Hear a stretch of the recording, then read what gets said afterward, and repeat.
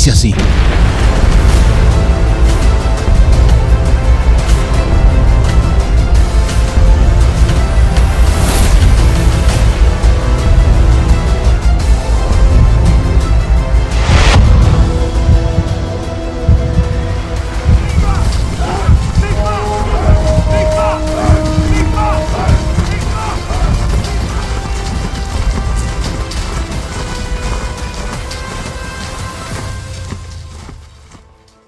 Contiende por la fe. Aquí comienza esta serie, en la que nos dedicaremos a reflexionar sobre lo que Judas nos escribió. Recorreremos la carta entera, algo que se nos facilita porque es uno de los libros más cortos de la Biblia, con solo un capítulo de 25 versículos. Pero el día de hoy, de manera extraordinaria, nos saltaremos intencionalmente varias frases hasta llegar a lo escrito justo en medio del versículo 3, porque ahí se encuentra el núcleo de la razón que tuvo Judas para escribir esta carta. Si la lees usando la versión más popular en español, la Reina Valera 1960, tu Biblia dice así: me ha sido necesario escribiros exhortándoos que contendáis ardientemente. Hay 4 palabras aquí a las que quiero llamar tu atención. Primero, necesario. Judas nos confiesa: esto para mí era necesario escribirlo. Segunda palabra, exhortándoos. La carta, entonces, es un exhorto. Y por si alguien no sabe lo que eso significa, exhortar es inducir, es pedir, es rogar a alguien mediante argumentos el hacer o dejar de hacer algo. La autoridad de un exhorto no está en sí mismo. Es decir, un exhorto no es como un mandato. La autoridad del exhorto depende de la autoridad que tenga quien lo haga, quien lo entregue. Por ejemplo, un exhorto tiene más autoridad en voz de un juez que cuando viene de un mero transeúnte. Y al estudiar acerca del escritor, sabremos que sus credenciales le acreditan para ser tomado muy en serio. Esto que les acabo de mencionar viene en un documento que acompaña la serie y podrás descargarlo en nuestra página de Facebook. Quiero pedirte que lo descargues y lo leas, nos va a ayudar mucho con la serie. Pero vayamos a la cuarta palabra: contendáis. Contender. Lo que para Judas era necesario era hacernos un exhorto a pelear, pero en una forma muy característica. La versión de la Reina Valera que estamos leyendo dice ardientemente. Quizás los términos varíen entre versión y versión. Si leyéramos esta frase en una de mis versiones favoritas de la Biblia, en español, la Nueva Biblia de las Américas, diría: he sentido la necesidad de escribirles exhortándolos a luchar ardientemente. Es una invitación a una guerra fuerte. Y si lo revisamos en otra de mis versiones favoritas, la Nueva Versión Internacional, el versículo dice: ahora siento la necesidad de hacerlo para rogarles que sigan luchando vigorosamente. Estas 3 son las versiones que usaremos a lo largo del estudio, pero no significa que no puedas usar la versión que tengas, solo que al ser tantas no podríamos usarlas todas, pero puedes seguirnos con la tuya. Además, en algunas partes del texto nos asomaremos al idioma original en que fue escrito, el griego antiguo, pero trataremos de hacerlo solo cuando sea pertinente mostrar algo que pasaría desapercibido si lo leyéramos en nuestro idioma español. Esto que tú tienes en pantalla es la frase que he estado enfatizando en el versículo 3 en español. En la parte de arriba está escrito en griego y abajo está una forma cercana del cómo se escribiría en nuestra lengua.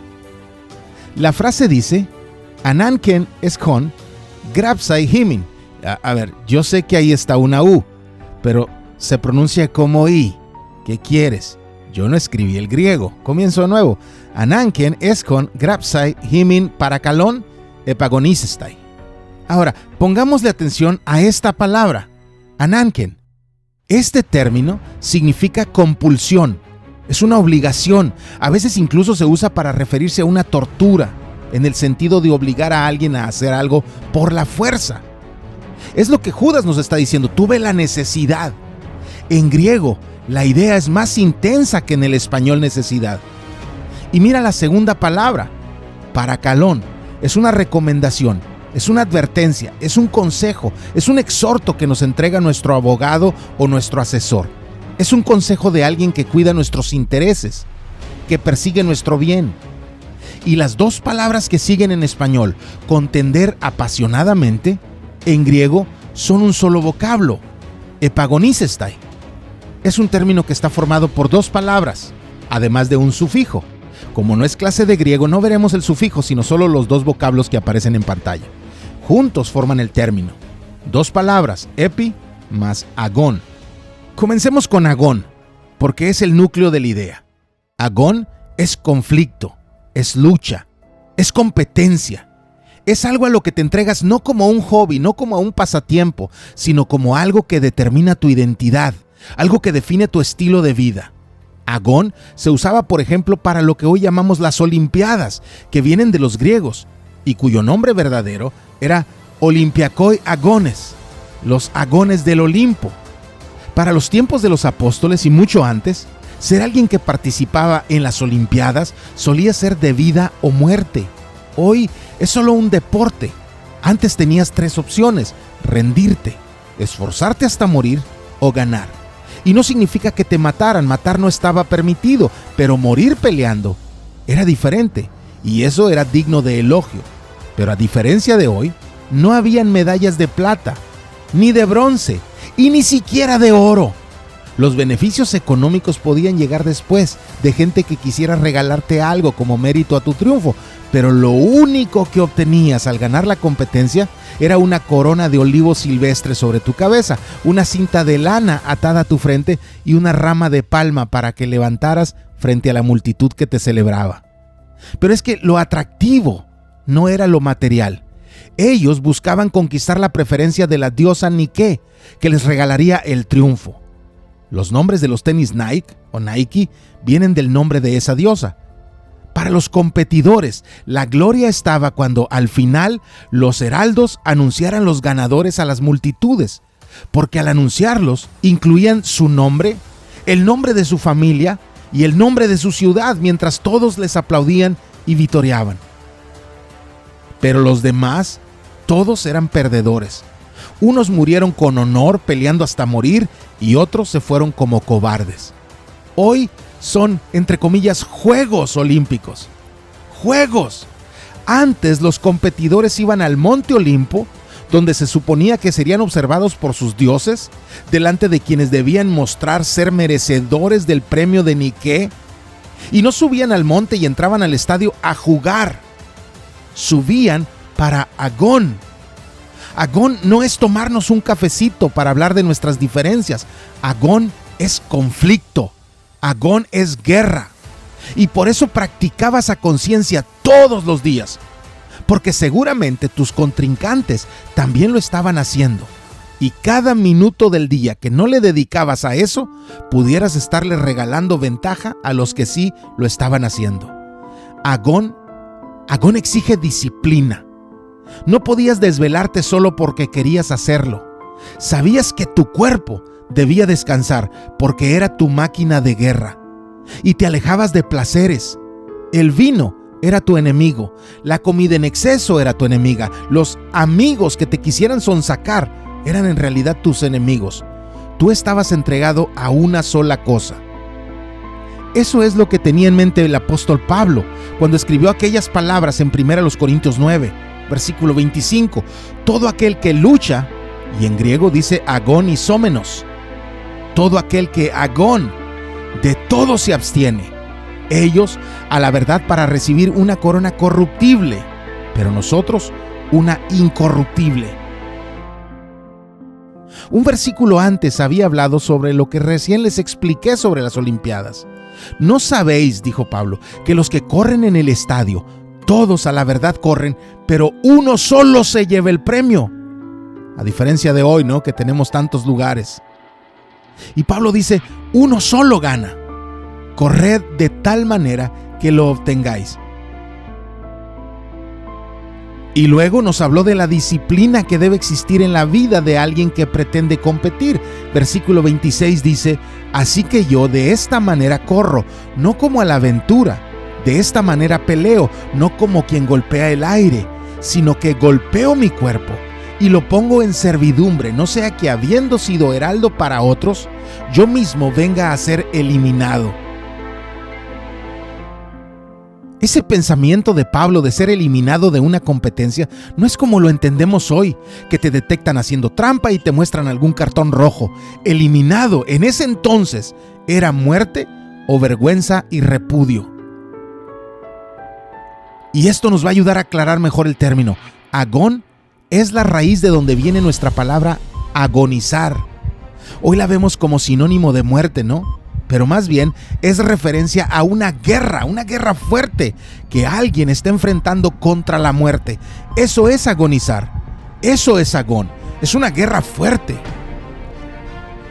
¿Entiendes ya lo que Judas nos está pidiendo cuando nos empuja a agón por la fe? No hay término en español que le llegue a la idea en griego. Luchar se queda corto, contender se queda corto, pelear se queda corto, pero eso no es todo. Recuerda que el término no solo es agón. El término griego es la suma de dos vocablos, te lo había dicho. Así que ahora permíteme ponerle atención al vocablo epi, porque eso lleva a agón a otra dimensión. Te lo explico con un ejemplo. Epi aparece en el término episkopos, de donde se extrae episcopo, que suele traducirse como obispo. Skopos se usa en palabras como microscopio, mirar algo micro, mirar algo pequeño, o telescopio, mirar algo lejos. Episcopo es mirar desde arriba. Por eso la traducción correcta no sería obispo, sino supervisor, alguien que superve, que significa ve más que los demás, porque está por encima, ve desde encima de ellos, ve desde arriba. Epi es super. Entonces epiagón es superagón. Y eso significa que Judas no solo nos convocó a agón, sino a superagón. Lleva a agón a su grado superlativo. Agón por sí solo ya era desafiante, pero Judas lo llevó al extremo.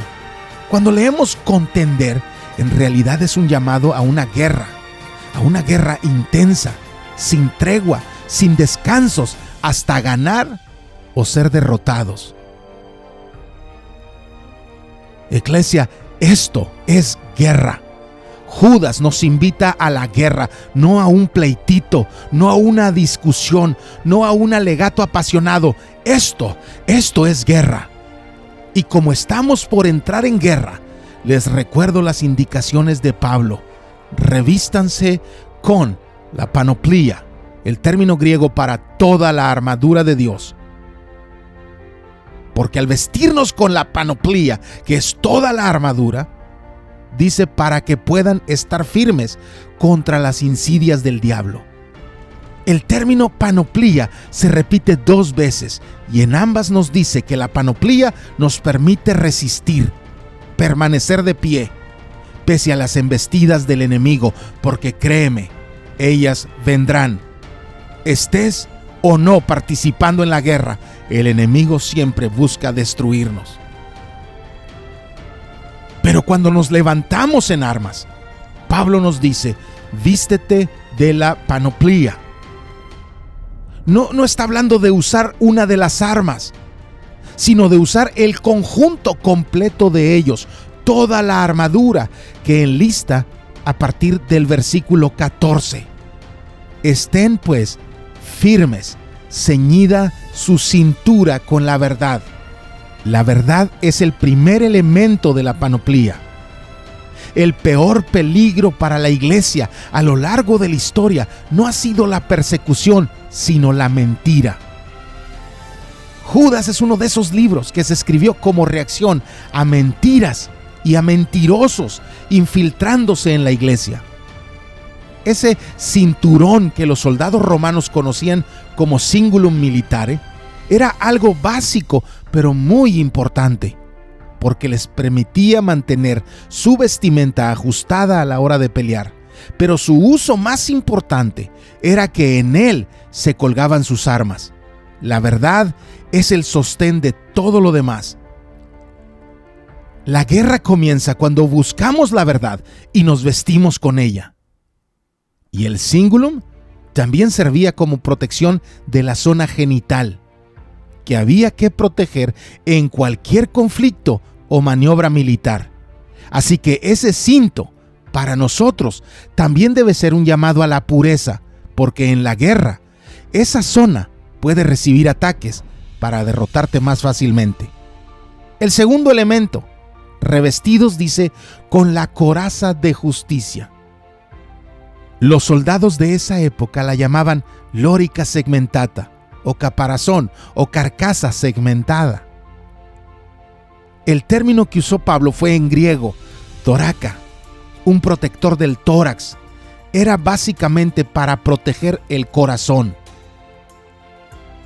El tercer elemento, dice el versículo 15, y calzados los pies con la preparación. En griego dice etoimasia, estar preparado para anunciar el evangelio de la paz. Todo creyente, tú, yo, debemos conocer el evangelio y prepararnos para presentarlo apropiadamente. Pablo lo relaciona con las cáligas, las sandalias en los pies de los soldados, porque eran algo que ellos vestían en todo momento, incluso al dormir. Eso es lo que significa la frase el apresto del evangelio en la Reina Valera. Siempre están listos con el evangelio. Siempre con el evangelio. Nunca sin el evangelio. El siguiente elemento es interesante, versículo 16. Sobre todo, que no significa que es lo más importante, sino algo que protege todo. Sobre todo, tomen el escudo de la fe, con el que podrán apagar todos los dardos encendidos del maligno.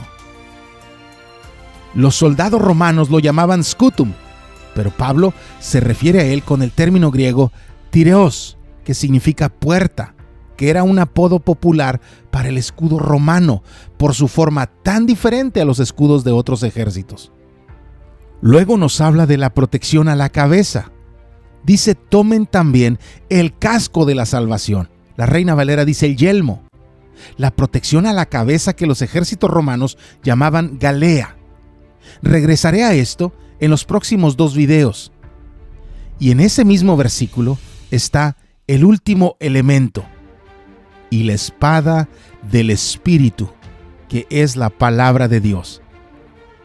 Los romanos la conocían como la gladius, una espada fácil de maniobrar por un soldado entrenado, con la que se podía atacar tanto por estocada, por su larga punta extremadamente filosa, o por golpes de tajo, donde era muy peligrosa por su doble filo.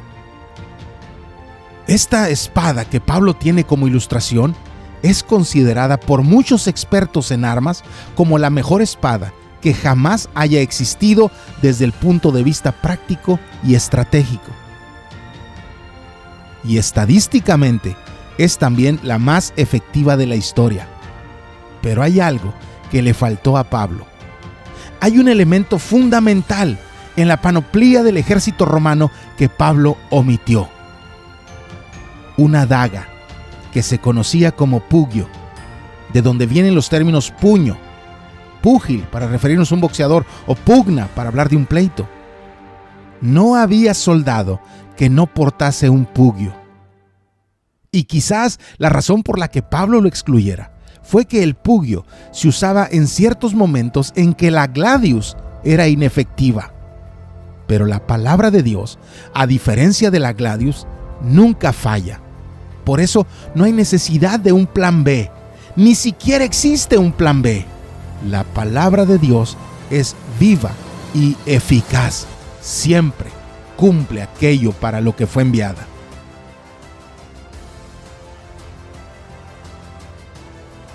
Pero había algo además de la panoplia que hacía a los ejércitos romanos prácticamente invencibles: su enorme disciplina en su entrenamiento, en el que habían 3 cosas de gran importancia: cuidar su alimento, soportar caminatas diarias de 16 y 30 millas a gran velocidad, cargando hasta 30 kilos de armamento, y mantenerse atentos a los comandos de sus líderes, a quienes debían aprender a obedecer sin cuestionar.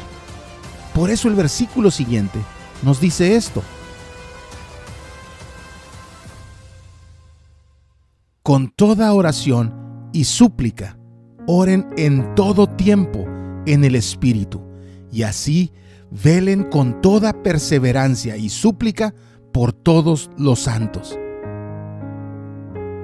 Ese es nuestro entrenamiento militar. Esos son nuestros ejercicios. Las 3 cosas básicas del entrenamiento militar romano, nosotros las obtenemos en un solo ejercicio: la oración, el hablar con Dios. Ahí depuramos aquello con lo que alimentamos nuestra mente y llenamos nuestro corazón. Ahí aprendemos a rendirnos ante Dios y su palabra. Ahí ejercitamos nuestros músculos espirituales. Comienza una serie. Hoy es solo la introducción, pero lo digo con claridad. Esto es guerra. A eso fuimos llamados por Judas, a pelear. Gracia y paz. Pero no olvides descargar ese documento donde vienen los temas que estudiaremos semana a semana, para que puedas estudiar los pasajes bíblicos con anticipación. Tómalo muy en serio, porque lo es. Contiende.